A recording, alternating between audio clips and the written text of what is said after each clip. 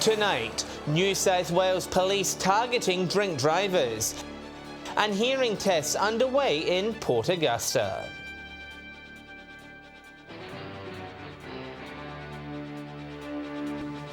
With the latest from around the region, your nightly news with John Hunt begins now. Good evening, thanks for your company.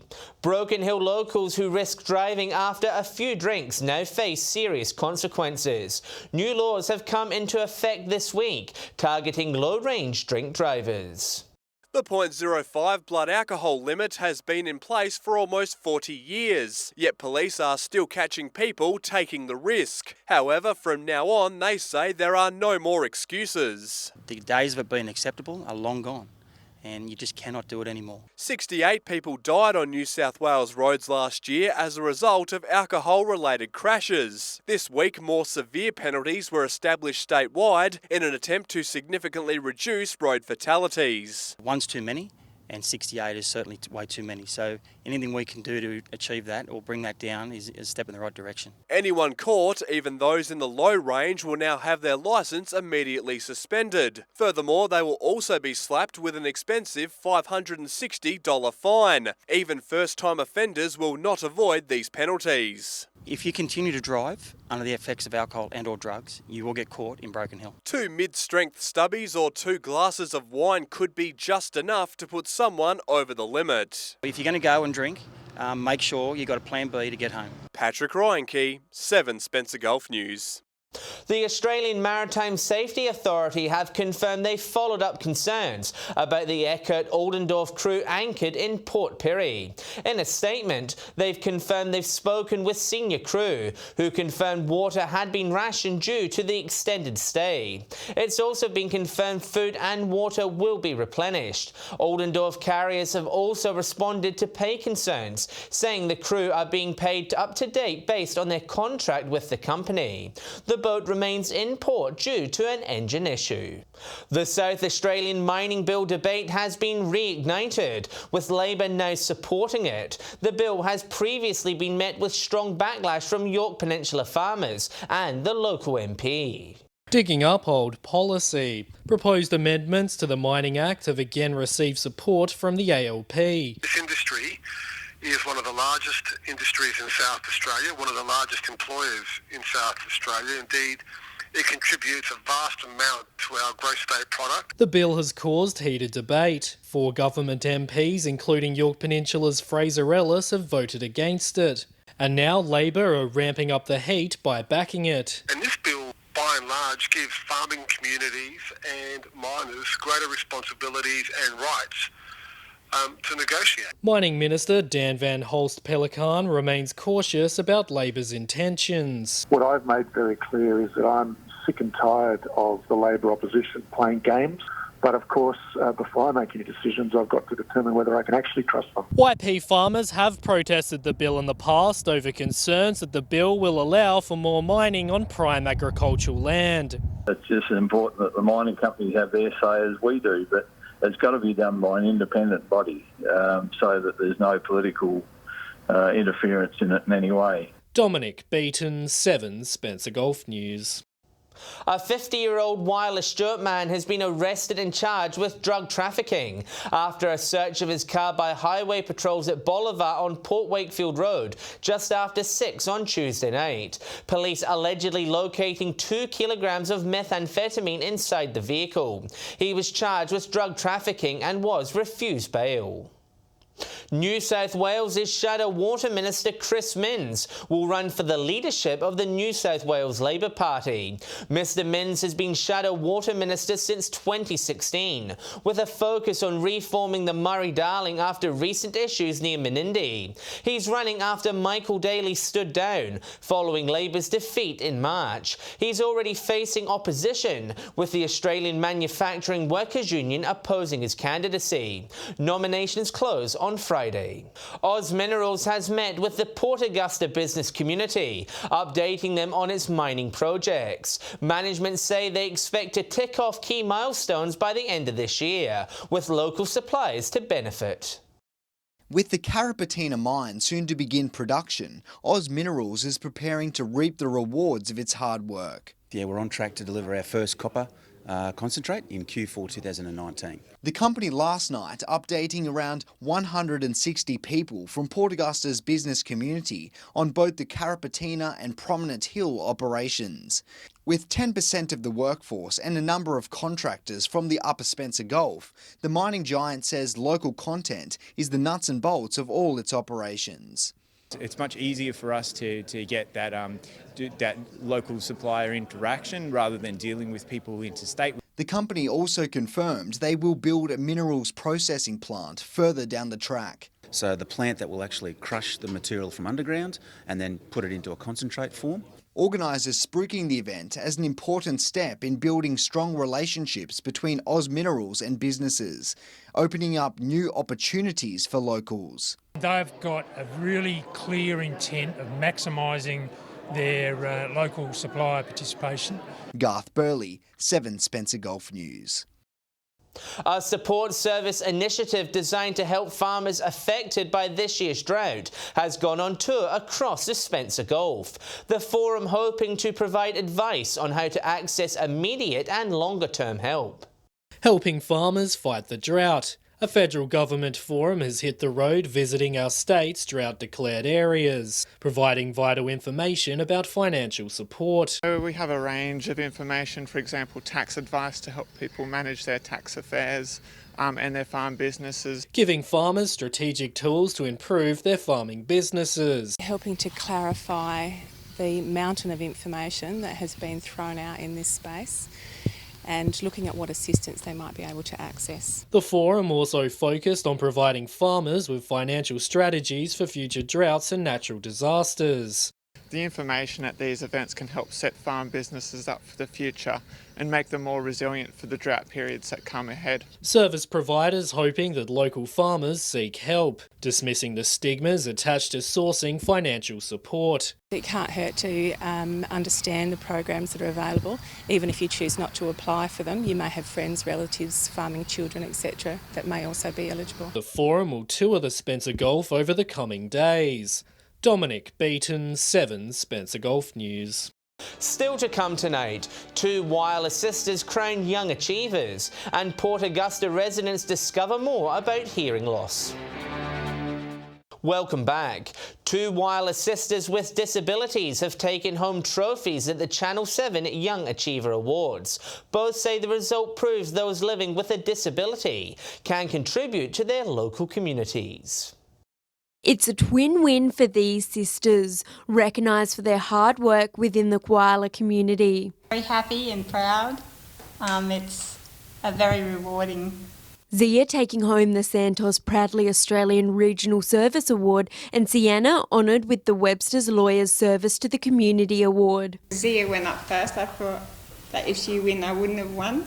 So I was very shocked to hear my name. When I got up on stage, it was very scary to see everyone looking at me. Both awards acknowledge their efforts advocating for disabilities in the city. Both are involved in numerous organisations around town, with Zia elected to council last year. Very eye-opening to see everyone there as well, everyone doing such good hard work for their community. Whyalla Mayor Claire McLaughlin says these 2 girls have gone above and beyond the awards criteria, working hard and inspiring others. And their best advice to those thinking of also getting involved. Yeah, just go out and have a go, do what you love and just enjoy what you do. Shari Ham, 7 Spencer Gulf News. Congratulations to both of them.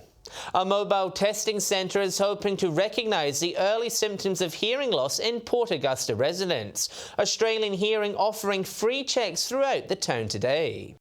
Working as a primary school teacher his whole life, Peter Verrier first noticed the early signs of hearing loss in the classroom. I couldn't hear the younger children because their voices are quite high, whereas I could hear the older ones quite well.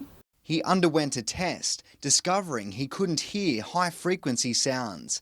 Health workers say this is just one of many problems facing 1 in 6 Australians. People not choosing to speak to their mum or their dad because it's hard to repeat, and they sort of think, oh, don't worry about it. Australian Hearing are helping the Port Augusta community identify the warning signs this week, offering free mobile hearing checks. And you hear any beeps, even if they're very soft, press that red button for me, okay? They say these services are vital to rural communities, many local patients conceding their hearing isn't what it once was. Well, I'm 81, I suppose it's only natural. The free test will be available at Foodland tomorrow from 9 a.m. Garth Burley, 7 Spencer Gulf News. An upgrade to the Adarang Gardens toilets will cost Whyalla City Council $27,000. The renovation started Wednesday morning, with temporary fencing installed while asbestos was removed from the area. The council says refurbishment is part of their upgrade program, which is aimed at keeping the city's facilities in working condition. Work is expected to finish by the middle of next month. A mentoring program aimed at helping Broken Hill's younger generation hopes to reach more kids in the years to come. The Youth Frontiers mentoring program runs during the school year. Shaping their future. You never know, these young people may grow up and become mentors themselves, so it's really amazing to see that programs like this and people actually step up to volunteer and give their time. The Youth Frontiers mentoring program started in 2018. The mentee, a student between the age of 12 and 16, the mentor, a member of the community, helping these kids achieve a challenge they've set for themselves. Anything that they'd like to particularly get out of the program, if it's a school-based interest or if it's a community-based interest. The program doubled this year, going from 5 mentors to 12. The mentor meets every week with their mentee from March through to September. Miss Weathersby praised the dedication of locals who give up their time to help the kids. It's great to see that we have mentors who step up and say, yeah, I want to put into a young person, I want to be that positive impact, I want to help encourage them to reach their goals. Any locals looking to become a mentor in the program are encouraged to contact the Youth Frontiers Facebook page. Patrick Reinke, 7 Spencer Gulf News. Well done to all those involved. Stay with us, we'll see what fish are biting in the Gulf, and I'll have the weekend weather details. Hello again. Volunteers and local businesses were recognised for their support of the SES in Port Lincoln. Over 1,700 volunteers throughout South Australia support the service each year. An orange glow lit up the night sky, with Port Lincoln showing its support for SES volunteers. It's the backbone of our service.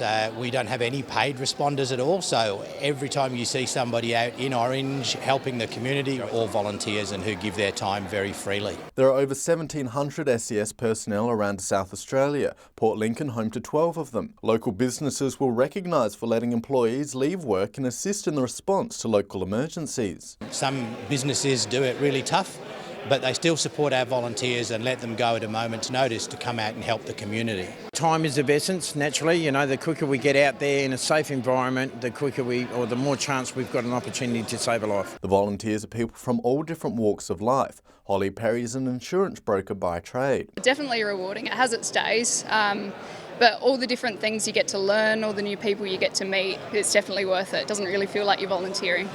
The Port Lincoln SES service are currently recruiting. For more information, visit their website. Nathan Regter, 7 Spencer Gulf News.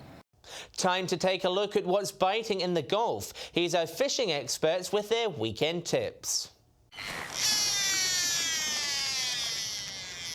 Fantastic time to be out there at the moment. We've got some weather coming over this particular weekend, so it'd be a great time, say Friday night, to go chase your snapper, and also during the weekend you go in, stay in close. So we've still got our yellowfin whiting, so those are great things to go with. We've got some flathead around the 4th and 5th Creek area, so get out your plastics and have a little cast up there, but you're in the shallow, so it won't matter if it does blow up a little bit.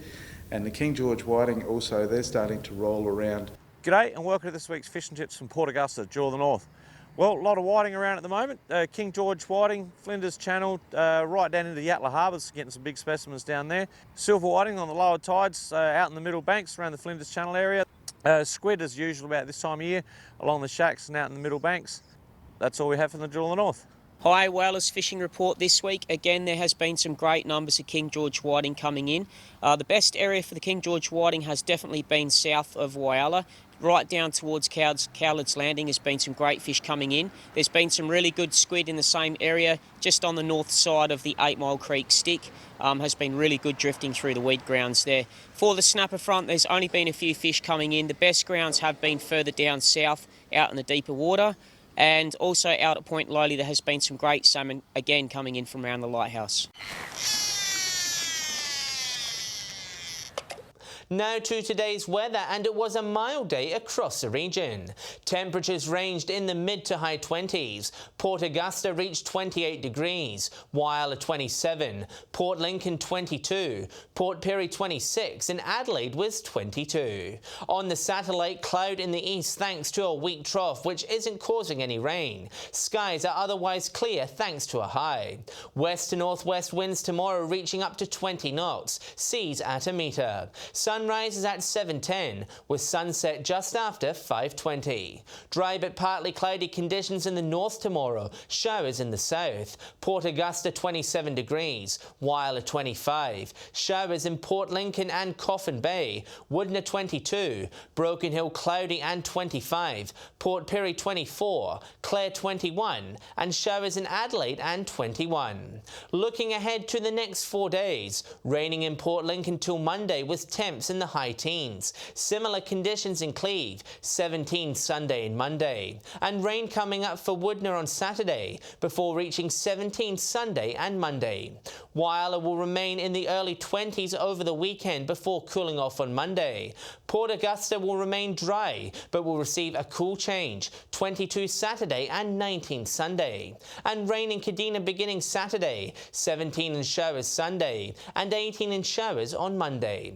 Port Pirie residents can expect a showery weekend, 21 Saturday and 18 Sunday. Cold and rainy in Clare, reaching just 13 on Sunday and 14 on Monday. And Broken Hill will be partly cloudy and mild, 24 Saturday, 18 Sunday and 17 Monday.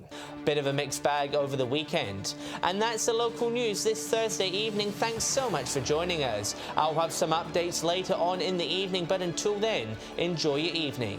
On behalf of the team, it's good night.